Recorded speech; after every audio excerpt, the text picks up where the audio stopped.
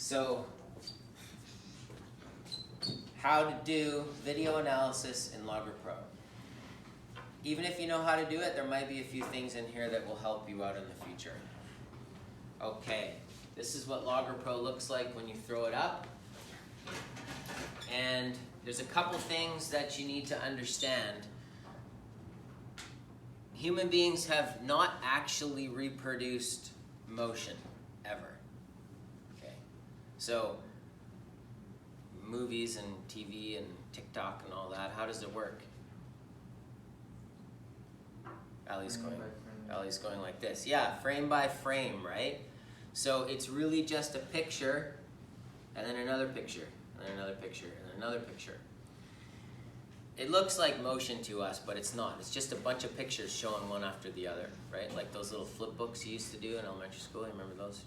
Guy like bouncing the ball. The computer knows the frame rate, so it knows the time between each picture.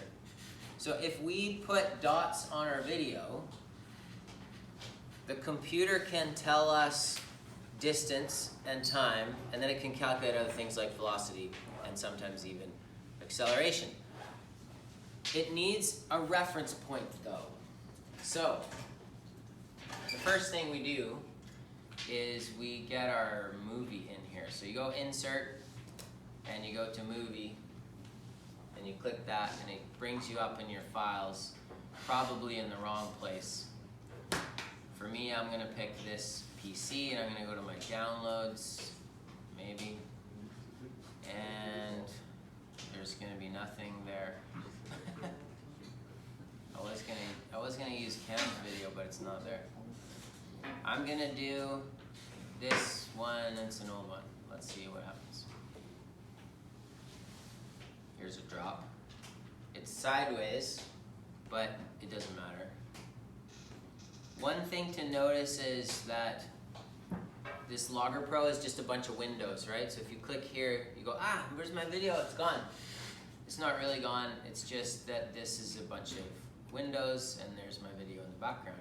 The other thing to notice at the bottom, there's this bar, and you can move the bar along to any place in the video, and you can get a drop. This isn't a great video, but we'll go with it.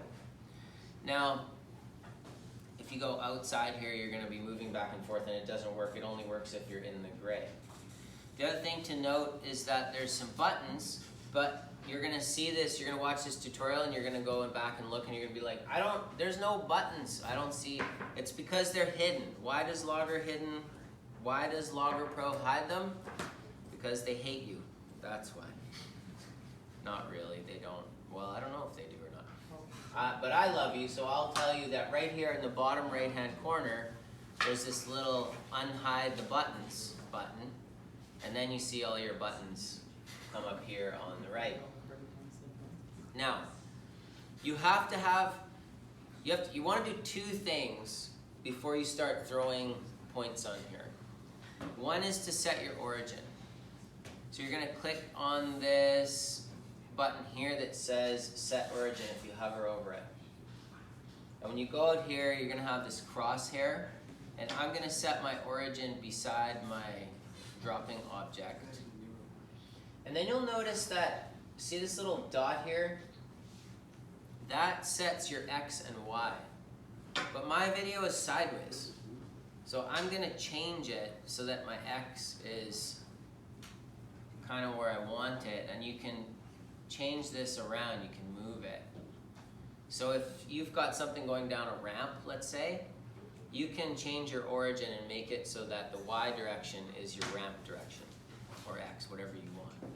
So I'm going to make it so that my drop is kind of close to my Y.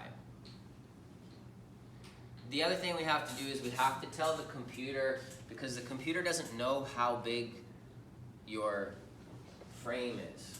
Okay. It could be, this could be a video of tankers out in the ocean in West Van, and this could be 20 kilometers long, this frame. Or it could be what I'm doing, and it could be 20 centimeters long. The computer doesn't know, so you have to give it a referent for how long something in here is. I'm going to pretend that my computer is inches. How much? 30? We'll say 25 centimeters, my computer. So you hover over this little ruler and it says set scale. And you'll see a green line drag. Now I'm gonna drag that green line to my computer and I'm gonna pretend that I've measured it. And I'm gonna say this is 25, not meters, but centimeters. So you can have anything in your frame so long as you know the length of it. And that's gonna be your scale for the computer. So I'm gonna set that. It's a good idea, it's a great idea to have a meter stick in your video, but you don't have to. You just have to have some distance that you know. Okay, and now I want to start adding points so I can get some data. But don't start adding points right from the beginning, because you're gonna end up with all these points in the same place. My advice is to push along the video ways until your drop starts. So now my drop is going and you can make it go back and forth and all this stuff. Now I'm gonna go right before I drop it, right about there. Okay, now you go to a point and I click over here by mistake. Ah, shoot. Now I'm gonna have a point that's totally out of whack. So I click this little select button and I'm going to try to carefully select this point here. And then when it has a little ring around it, you know it's selected, and I'm gonna hit delete, and that point is now gone. Okay, you can do that with any of your points. So now I click select. You wanna go probably if you have a dropping object or something going down a ramp or something accelerating quickly, you wanna be on the front edge because the image is gonna blur if it's moving. So you wanna be able to pick out some part of the object. So I'm just gonna go on the front edge of that blur. Don't go in the center because then you're not gonna have the best time of it. Okay, and I'm gonna stop there. If you keep going in the bounce, you're gonna get motion after the drop, which you might want, but if you just want the drop, you click there. And then you just leave your video, you click on your graph, and it's gonna show you all these cool things. Which of these do you think I am interested in? Y. Yeah, I want the Y because I want the drop acceleration. So if you click on the labels here, I'm just gonna click Y, so you just see the Y. What's happening to that motion, do you think? Is it straight? No. We can check. We can go up here to this linear fit button and click that. Well, it's like kind of close, but it also looks like it could be curving. Now we know it's curving because it's gravity, but pardon me? The displacement is increasing as it accelerates. Good. Yeah, the displacement is increasing, so we're gonna get rid of that. And let's pretend that we don't know that this is gonna be a falling accelerated object. And we go, well, what kind of function is this? We could pick natural exponent. Let's pick that. And then we say try fit. Wow, it actually works pretty well. I was expecting that to not work, but I guess it would. But let's go with something else. Let's try sine. No, that's probably gonna be too close too. Let's go inverse. See if we can get one that doesn't fit. Okay, so it's not inverse, definitely. Now, I will warn you, if you pick cubic and you say try fit, it'll be really close, and it'll be close with just about anything, because you can make a cubic function fit just about any pattern. So just because cubic fits, it's probably not cubic, it's probably, you can be more specific, it can be something else. So we'll try quadratic because we have a hunch that an accelerating object is quadratic, and so we do that and we say okay, and we have our quadratic fit graph. Great. So now I have some data. You guys can't see it very well, but for some reason I'll try to move it out here for you. Can you square your time? Or is it Yeah, that's what I'm gonna do. I want you to see my data. So this is the data that you can cut and paste into your document, and you will do this in your IA. You can cut and paste the graph as it is. These graphs are notoriously difficult to read, so when you put this in, don't assume the moderator will be able to read this. Put a little sentence underneath stating the slope, and if you want, whatever other information in here that you want. Okay, so we think this is quadratic, but let's linearize it just to make sure. So what we do now is we go to options, sorry, not options, we go to, well maybe, no, sorry, we go to data, and if you hover over data, you will see new calculated column. You can also do a new manual column, and you can do this on your own, but it's kind of easier if you do calculated column. So I'm going to put times squared, I will call it, and my short name will be T2. And then you click in this expression box. So the expression box allows you to do some operation to the data that you already have. Okay, and so I'm going to look at the variables. If you click on this variables, you can click any variable you want to.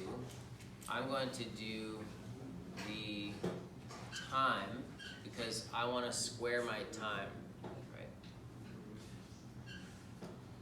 And then you can click on functions if you want to. There's all these different things that you can use, and if you have, we have a heart rate monitor that you can use. We have what else do we have in here? There's a photo gate that you can use. There's trigonometric functions, all kinds of different ones. I just want to square it. So I'm just going to put the little hat and put the 2, and that's going to square all my times. And so you'll see in my data here, now I have this new column called T2, which is my time squared. And you might want to just check that it's doing it properly. So I have my time. Oh, this isn't going to work very well. You know why? Tell me why this is not going to work.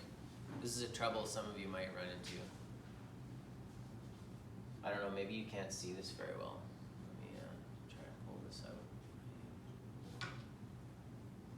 Why can't I move this?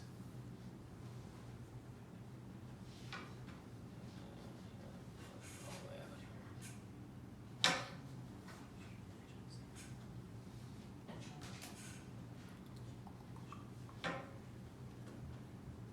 You see it now? Yeah. So it might be hard to see, but this time, the first time is 1.1. No, 1.2. It's a small scale. Yeah. So my squared is 1.2. What's the problem with that? Not much of a difference. What should my first time be? 0. We want it to be 0, right?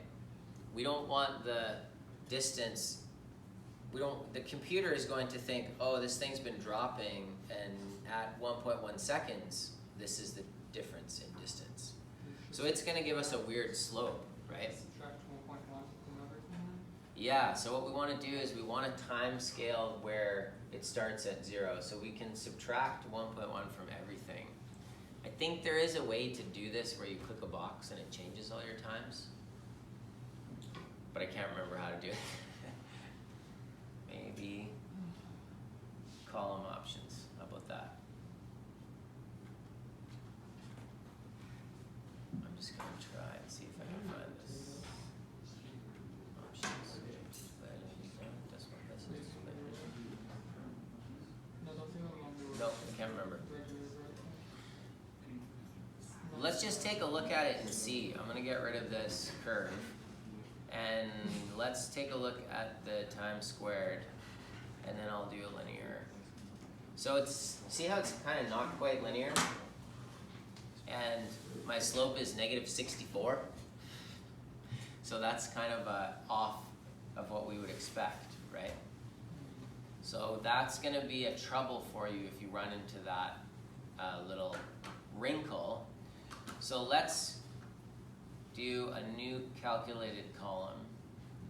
And this time what I'm going to do is look at my expression, and I'm going to do my time, and then I'm gonna minus 1.1 as Tim suggested. And this is going to be, I'm gonna call this the actual time, or maybe I'll say drop time. Oh, Mr. Esmontaine, Yeah, what's gonna, I mean, when will we find out about, like, there's no formula on the booklet that says the range formula. that is a good question, but not for right now. Give me a sec here. Okay, so now I have my drop time, and now I want to square that time. So now I'm going to do one more calculated column, and I'm going to call it drop time squared. Let's say drop time 2. Do dt2. And of course, you can clean up all these labels and stuff when you do your actual lab. So now I'm going to put in my drop time, and I'm going to square that one, and see if we can get a reasonable slope for that. So now I have dt squared, so that looks a little better. And then if I go on my graph and I click my label, I'm going to do drop time squared. And then, if I linear fit that, it doesn't look very good either, does it? It's maybe better. No, Wow. not really. Negative, almost negative 900. Nice. Oh, maybe because I didn't do, You probably didn't divide by 100. You did like centimeters instead of meters. yeah. Oh no, that's fine. That's fine actually, yeah. So it's 866 centimeters per second squared, which would be 8.7 or so meters per second squared, which is reasonable. Yeah, it's a little off. I would expect you to do a little bit better, but this is a quick one. Makes sense? Any questions? Anything that I kind of missed? Or? Okay. Who needs video format fix? Like, who has Logger Pro on their computer working right now? Yeah. Okay, who has some kind of issue with it? Yeah. Okay, I'll come help you guys. Oh wait, is it time now? I'll post this.